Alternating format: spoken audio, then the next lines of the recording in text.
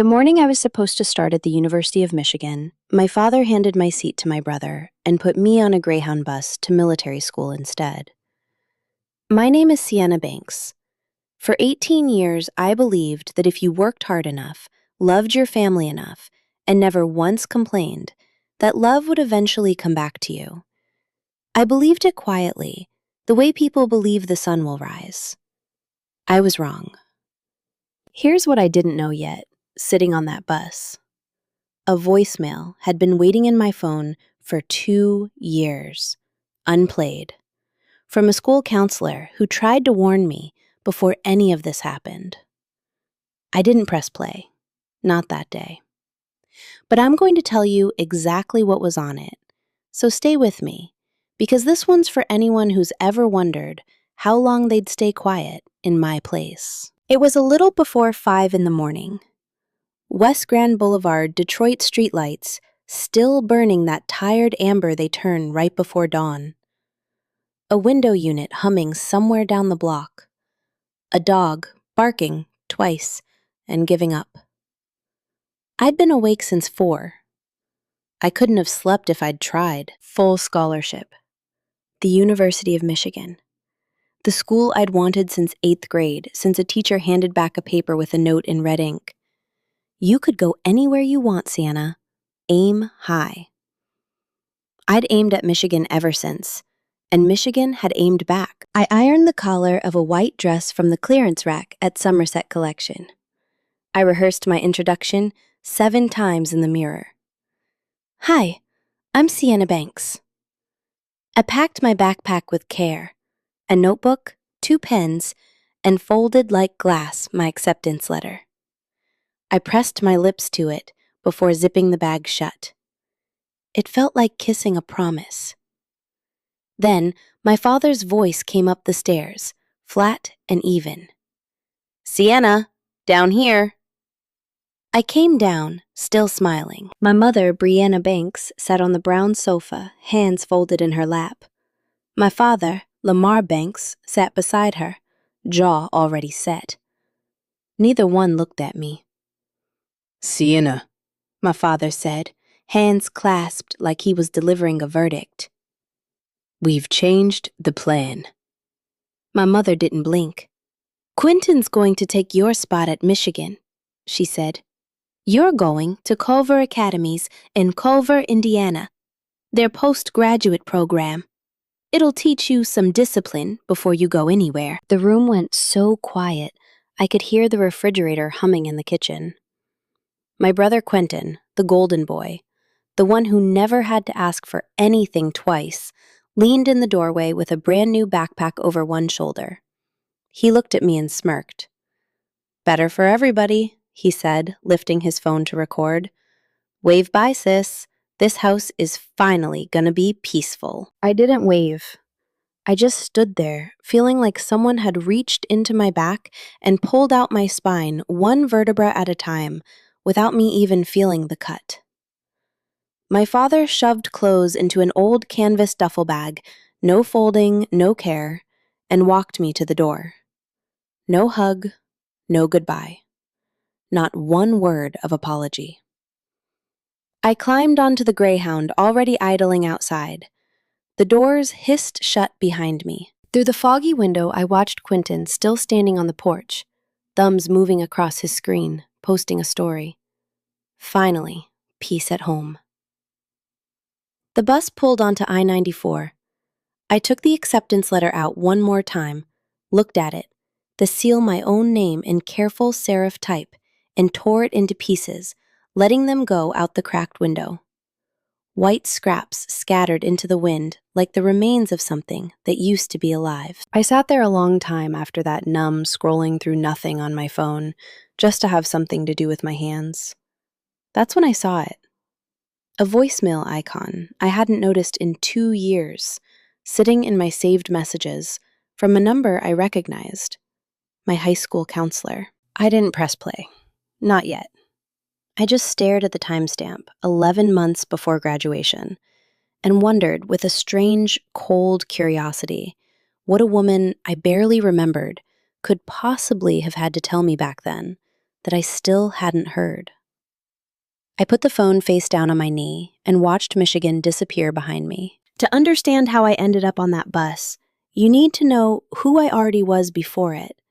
Because every family drama has an origin point, a moment where the imbalance first took root, long before anyone outside the house could see it. Mine took root years earlier, in that same two-story house on West Grand Boulevard. The one my grandfather bought, back when the neighborhood still had a bakery on every third block. I was the kind of kid who did her homework before dinner and her chores after. I got a job at 15 bussing tables, and then waiting them at a diner off Grand River Avenue. And every Friday, I brought my paycheck home in its envelope and handed it straight to my mother, because that's what I thought a good daughter did. That money became Quentin's new basketball shoes. It became his private shooting coach twice a week. It became plane tickets so he could play in tournaments in Ohio and Indiana. I watched my own labor turn into his opportunities, piece by piece, and told myself that's just what family was. Love moving downhill toward whoever needed it most. I just never seemed to be the one who needed it. When Quentin's birthday came around, cousins drove in from Southfield. A 3-tier cake came from Meyer, balloons on every doorway. When mine came around, my mother would say, "You're strong now, baby. You don't need all that," and hand me a stack of dishes. When I was 16, my grandmother went into the hospital. I emptied my entire savings, $3,200, 2 years of babysitting money, to help cover her bill. My parents promised to pay me back. They never did. I'd learn much later exactly where that money went instead. There's one more thing I remember from that same year. A small thing I didn't understand at the time. I was looking for tape in my parents' bedroom closet and found a locked metal box shoved behind winter coats. My mother caught me before I could open it. "That's not yours to look at," she said, and took it out of my hands so fast I never even asked what was inside. I forgot about it completely until much later, when I had every reason to remember it. If you think the bus ride was the worst of it, it wasn't. What I'd find 3 months later would change the entire shape of my future.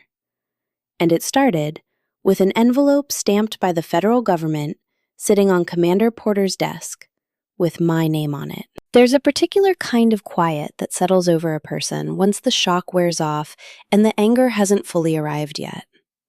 That's where I lived for most of my first months at Culver. Not sad exactly, not furious exactly, just still, like a lake before a storm decides which direction it's coming from. I threw myself into training. I memorized drill formations until I could run them asleep. I learned to make a bed tight enough to bounce a coin off it, to hold my composure when an officer stood 2 inches from my face over a mistake I hadn't made yet. Commander Porter noticed me early. 38 years old, built like she'd been carved rather than born, a voice gone permanently hoarse from years of shouting across drill yards. She didn't hand out compliments like candy, but she watched everyone, and I could feel her watching me, weighing something. One evening, after a brutal obstacle run in the rain, she fell into step beside me. "You don't quit," she said. Not a question. "No, ma'am." "Good. Most people sent here quit inside their own head first. Yours is still working." I started keeping a notebook the way I had back home, except now, instead of homework, I wrote down what I was learning about myself. How much weight I could carry. How it felt to be evaluated on nothing but my own effort, with no invisible thumb pressing the scale in someone else's favor.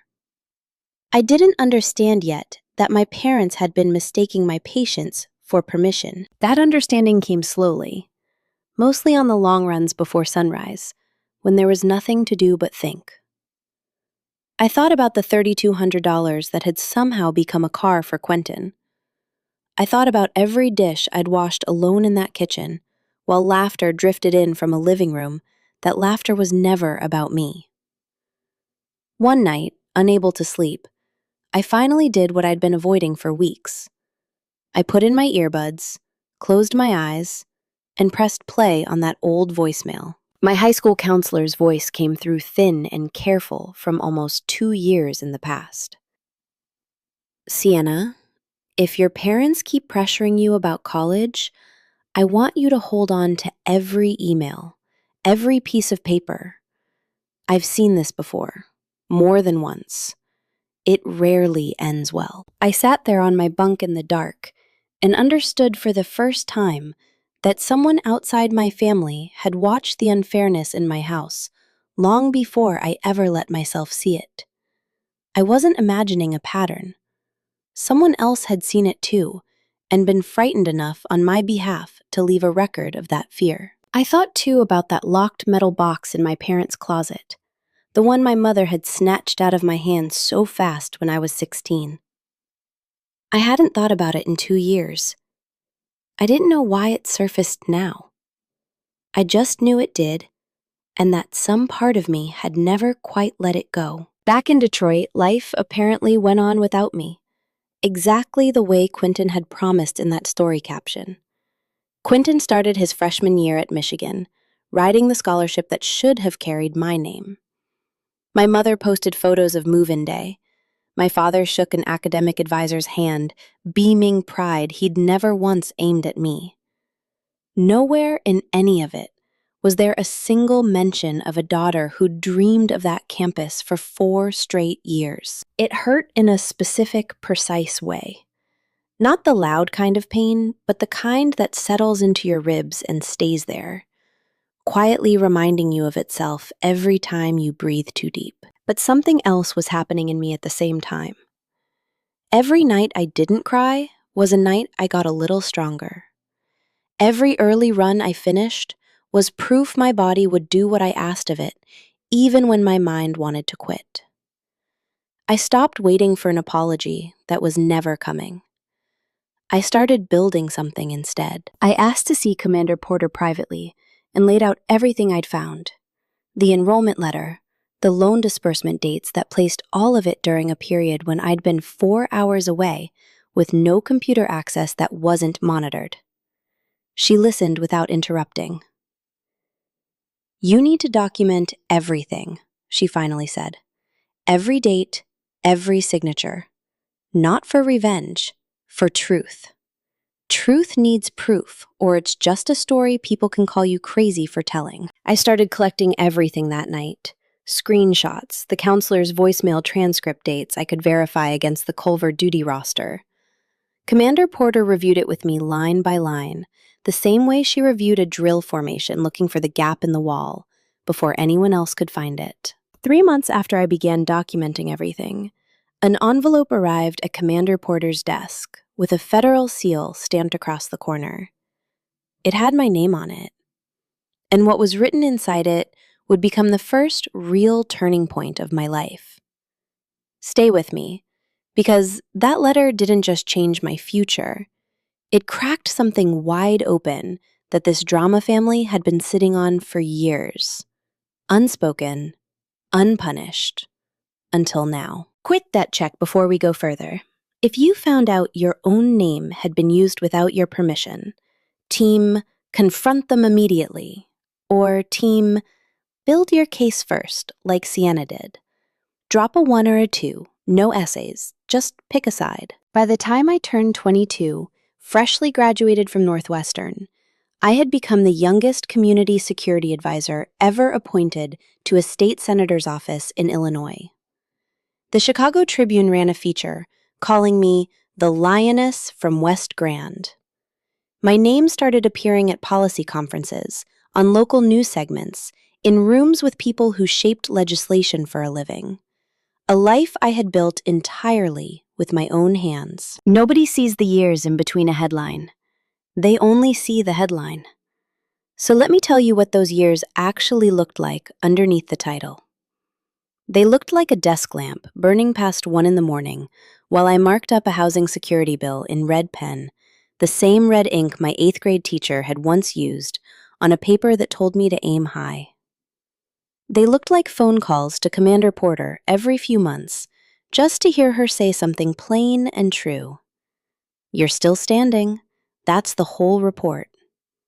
Because some part of me still needed someone to tell me I was allowed to be proud of myself.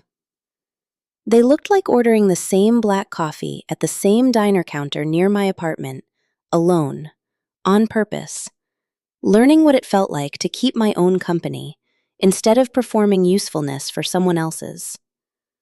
I was building a life so quiet and so mine that even I sometimes forgot how loud the one before it had been. It was an invitation to a public policy summit hosted, of all places, at the Detroit Marriott at the Renaissance Center that finally pulled me back into the city I'd left on a Greyhound bus 4 years earlier.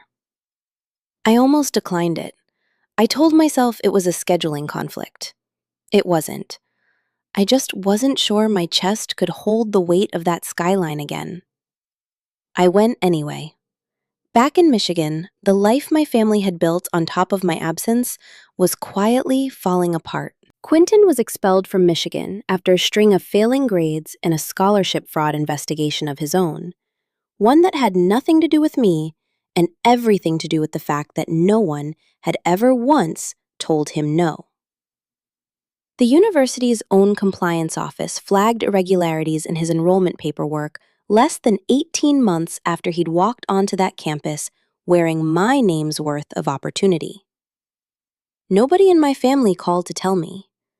I found out the way I found out most things about them now, secondhand, folded into a conversation that was really about something else. Quentin was never taught to want things only to receive them.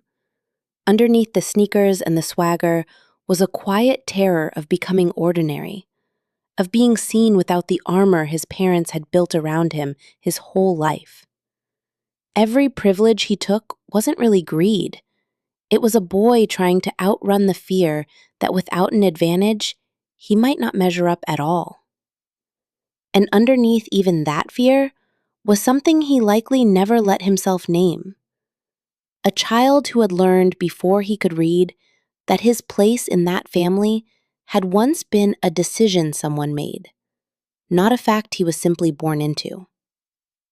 Some part of him may have spent his whole life trying to earn a belonging he was terrified had an expiration date. My parents, meanwhile, had taken out a second mortgage 2 years earlier to cover his mounting legal fees, and a second round of leadership tutoring meant to fix what the first round hadn't.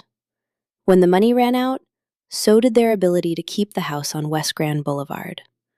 They moved in with relatives in Southfield. I heard from a cousin who still spoke to me that the last thing my mother did before the closing was stand in the empty kitchen for 20 minutes, by herself, refusing to let anyone come in. I didn't feel triumphant hearing that. I felt something closer to the particular sadness of watching a house keep more honesty than the people who'd lived in it ever had.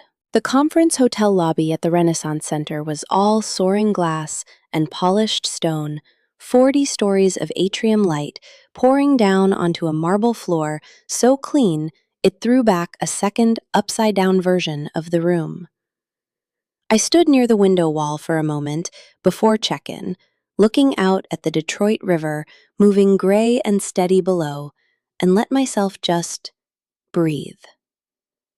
I hadn't been back to this city in almost 4 years. It smelled the same river water and rain on concrete, and some old, unguarded part of me still recognized it as home, even after everything. My phone buzzed once with a calendar reminder for the next morning's policy panel. I silenced it, checked my badge into my blazer pocket, and told myself the trip would be simple. In and out. A speech, a handshake, circuit, a flight home. I believed that for almost 11 hours. They found me at the Detroit Marriott at the Renaissance Center, where I was attending a conference.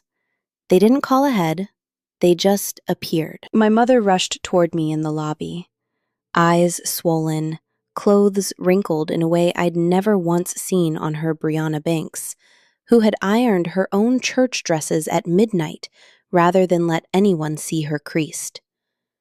Sienna, forgive me. Quentin needs you. This family needs you. Quentin stepped out from behind a marble column, face puffy eyes sliding away from mine. He'd lost weight since I'd last seen him in a photo online, and there was a trimmer in the hand that reached for his own collar, adjusting it for no reason at all. You made it, he said, reaching for the old confidence and coming up short.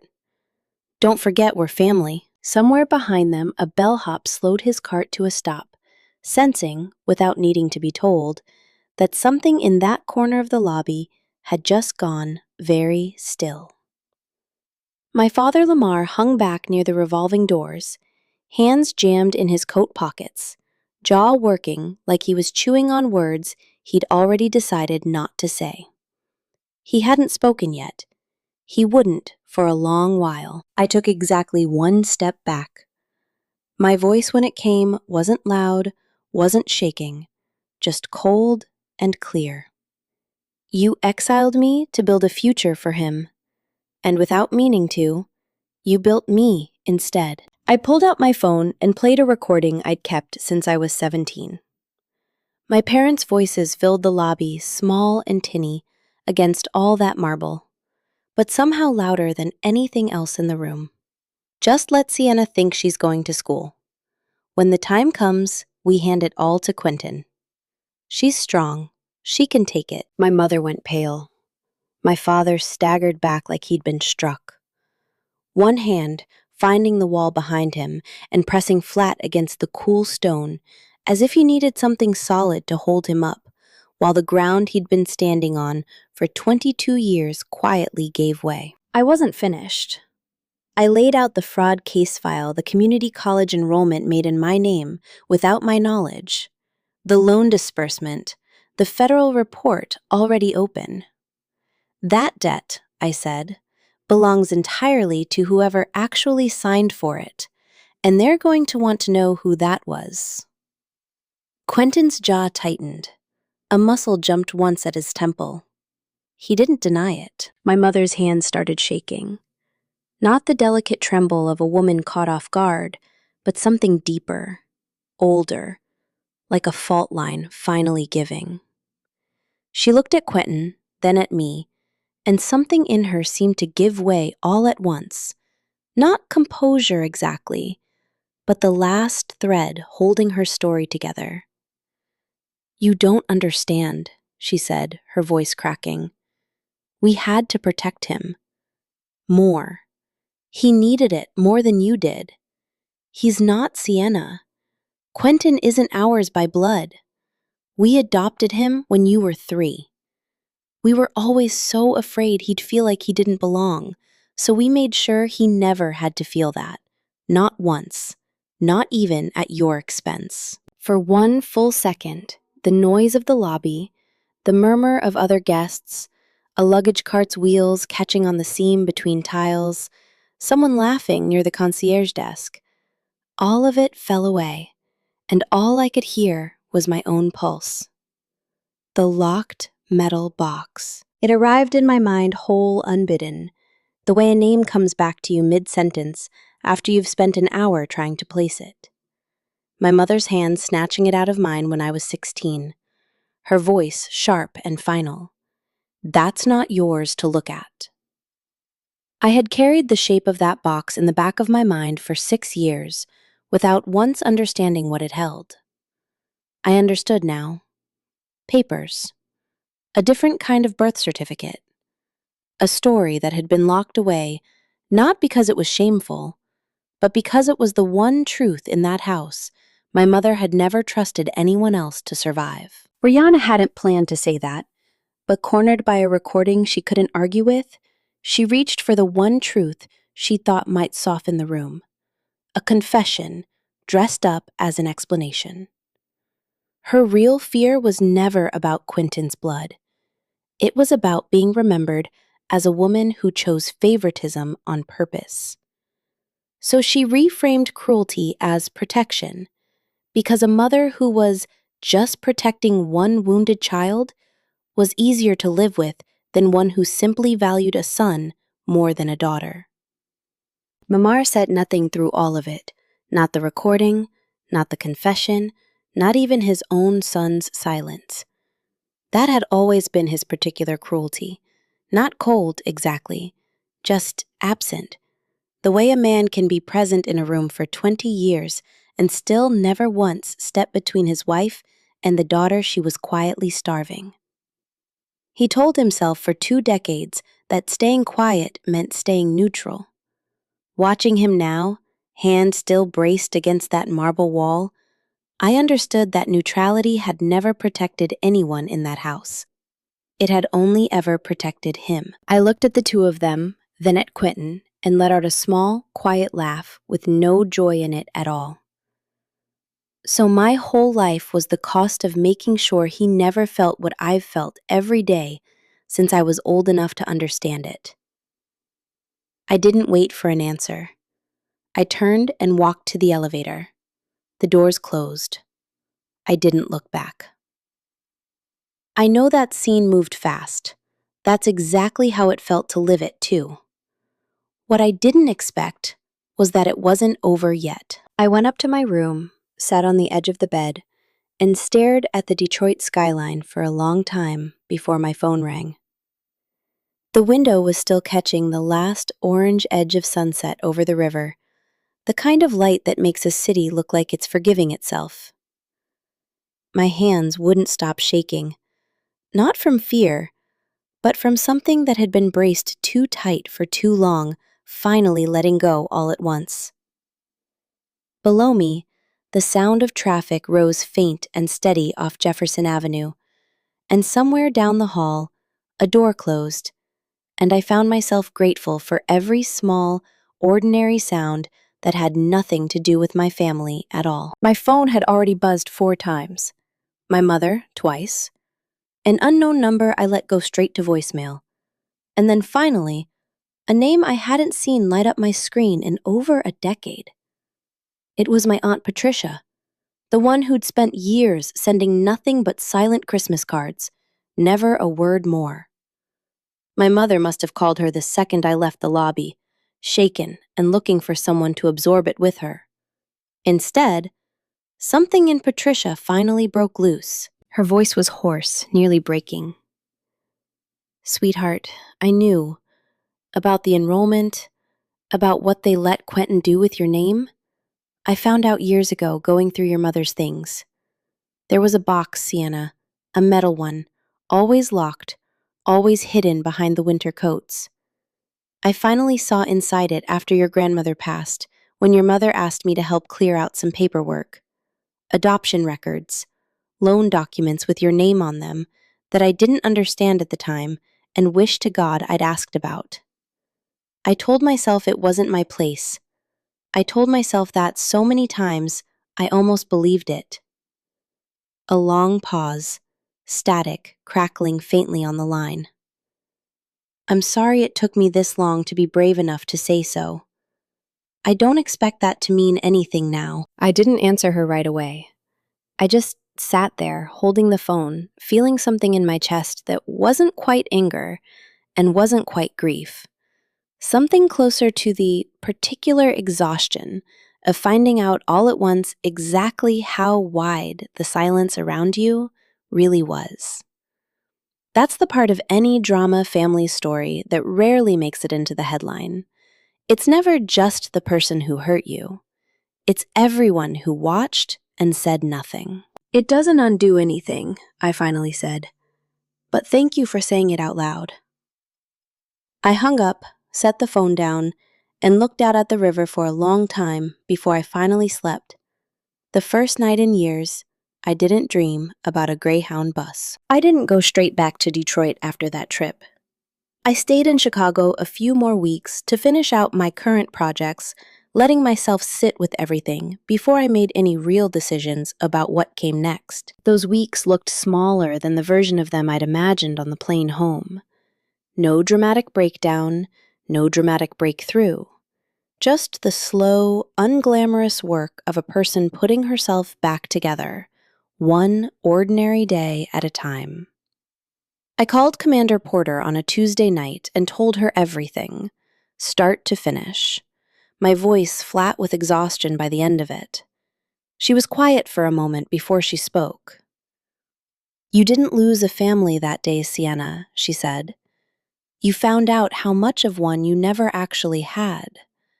Those aren't the same kind of grief, even if they feel identical at first." I wrote that sentence down in the same notebook I'd started at Culver, on the page across from the one where I'd once counted how much weight I could carry on a 5-mile run. Some weights I was learning you don't carry. You set them down on purpose, and you watch to see if anyone picks them up. Nobody did. That was its own kind of answer. The identity theft case closed that same month, 4 years after I'd first filed it from a Culver payphone line. The federal investigator called to confirm the loan had been discharged and the fraudulent enrollment expunged from my record. I thanked her, hung up, and sat with the file one last time.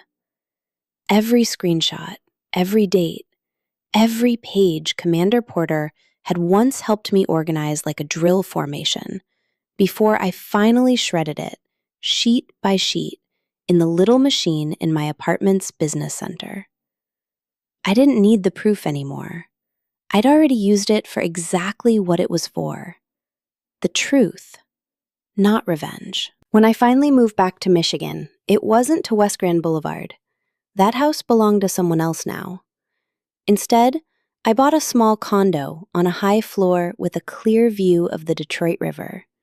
No penthouse, no showroom furniture, just large windows, good light, and quiet. Every morning I made coffee and stood at that window watching the river move, watching the light change color over the water, the same way it used to change outside my childhood bedroom on West Grand. Except now, nobody's voice came up the stairs to interrupt it. For the first time in my life, no one called my name with an order attached to it. I'd stand there some mornings for 10 minutes, some mornings for 40, just letting the silence be mine instead of something I had to earn. That spring, I started something new, the West Grand Seed Foundation. Its mission was simple, and it came from a place I understood better than almost anyone. Scholarships and leadership grants for young women who'd been overlooked or discarded by their own families. I wrote every provision myself at my kitchen table, in the same careful handwriting I used to save for homework I did before dinner. I made the calls to donors myself. The first one lasted 4 minutes and ended in a rejection so polite I almost laughed. The 11th ended in our first $10,000 pledge, and I sat on my kitchen floor afterward with my back against the cabinet, letting myself cry for the first time in over a year. Not from grief this time, but from something closer to relief.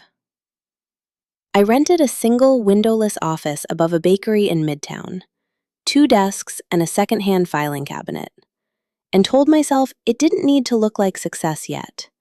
It just needed to be real. I spent hours listening to applications that came in, one story after another that sounded in some detail or another painfully familiar. A daughter asked to disappear so a brother could shine a scholarship. Quietly signed over a family that mistook a girl's patience for permission.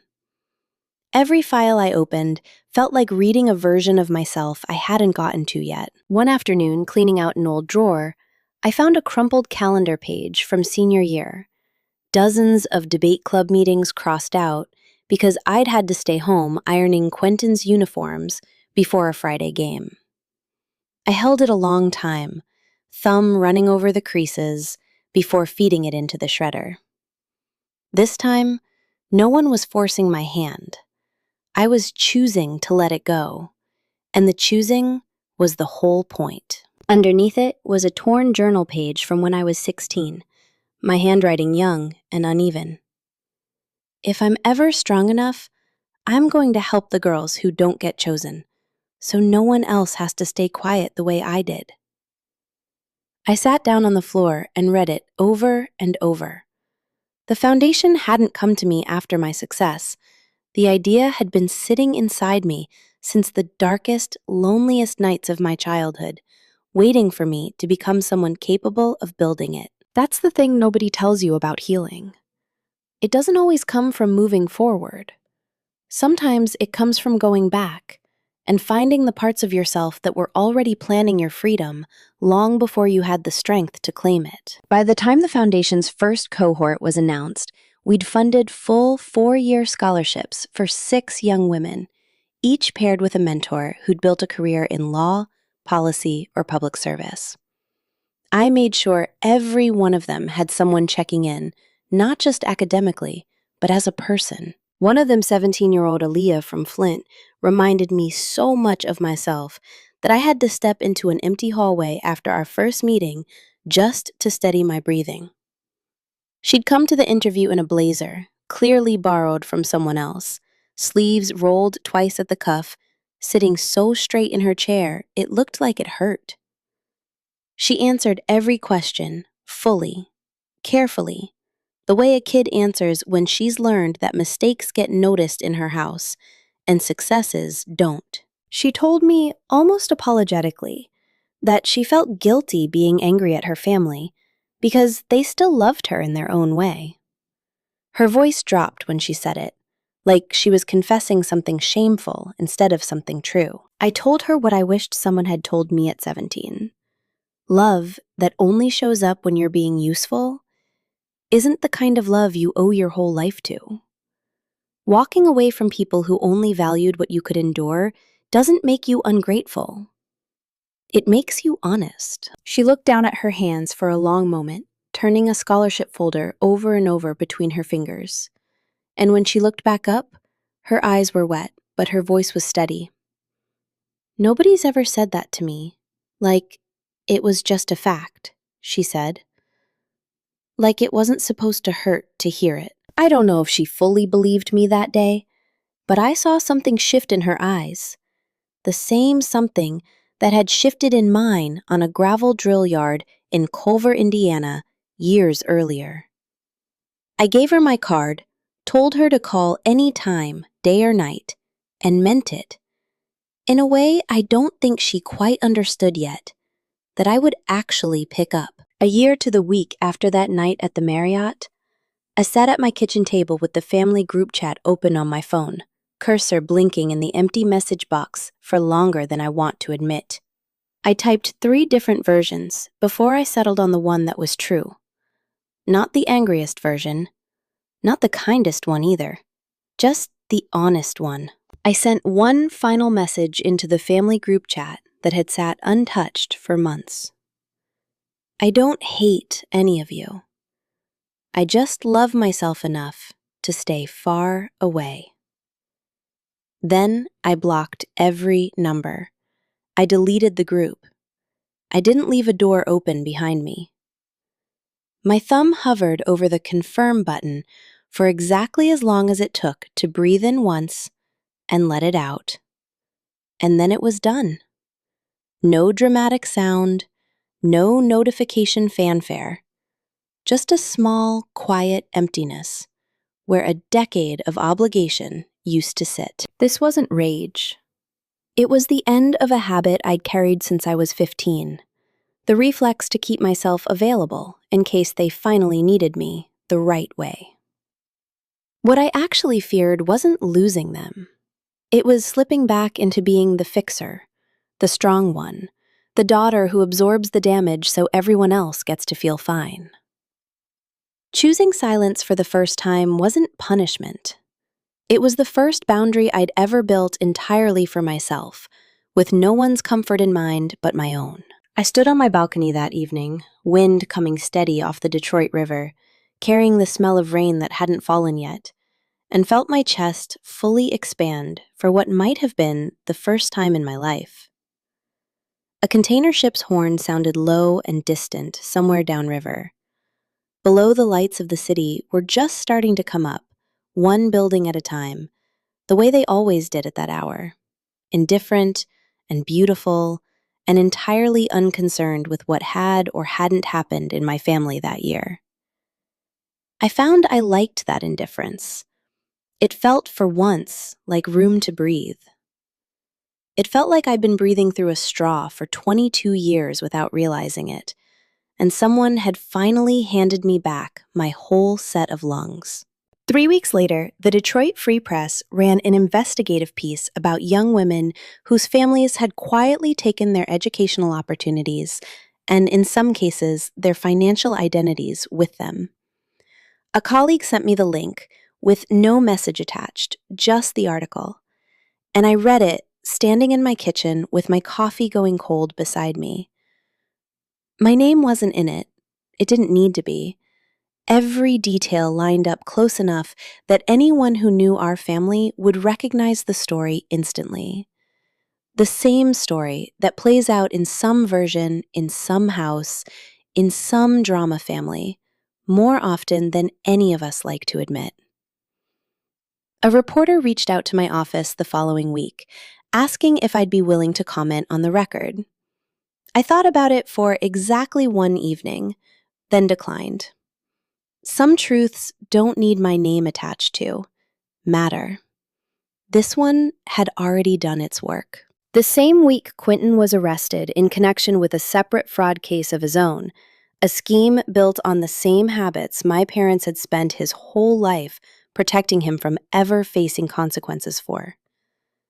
It wasn't the community college case. It was newer, bigger, a scheme involving falsified invoices at a company that had hired him on the strength of a resume nobody had ever checked too closely. I read the headline once on a stranger's phone at the gym and felt almost nothing. Not satisfaction, not sorrow, just the flat recognition of a pattern, finally running out the string it had been given far too much of. My parents called from unfamiliar numbers again and again, their voices completely undone in the voicemails I let myself listen to, once and only once. My mother's voicemail was mostly crying, half-formed apologies that trailed off before they finished themselves. My father's was shorter and stranger, and in its own way, harder to hear. 3 sentences, flat and quiet. I should have said something a long time before now. I didn't. I don't have a good reason why. It was the most he'd ever said to me in one breath in my entire life, and it arrived 4 years too late in a voicemail I would never return. They begged me to speak to the press on the family's behalf. They begged me to say something to help Quentin's case. They begged me not to let him face this alone. This was the hardest one to sit with.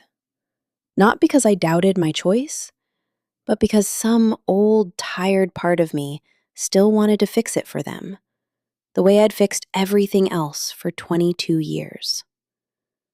I let that part of me feel what it felt, sitting at my kitchen table, with the phone screen still lit in my hand, the cursor of an unsent reply blinking, once, twice, in the empty text box. And then I set the phone down without answering and turned it off completely. For the first time in my life, I didn't feel angry. I didn't feel wounded. I didn't feel the old urge to explain myself or to earn back something I'd never actually taken from them in the first place. There was only a clean, quiet space where all of that used to live. The space of someone who is finally, truly free. I walked back out to the balcony and said quietly the words that had carried me through every mile of this, from a Greyhound bus on I-94 to a gravel drill yard in Indiana, to a marble lobby where the truth finally came due. They tried to bury me. They forgot I was a seed. And now, that seed hasn't just survived. It's grown into a forest they will never be allowed to walk through. This story reminds us that the people who raised us don't automatically deserve access to us forever.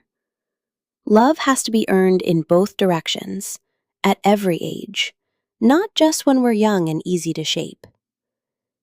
If you've spent years being the one who smooths things over, here's something to try this week instead of another apology.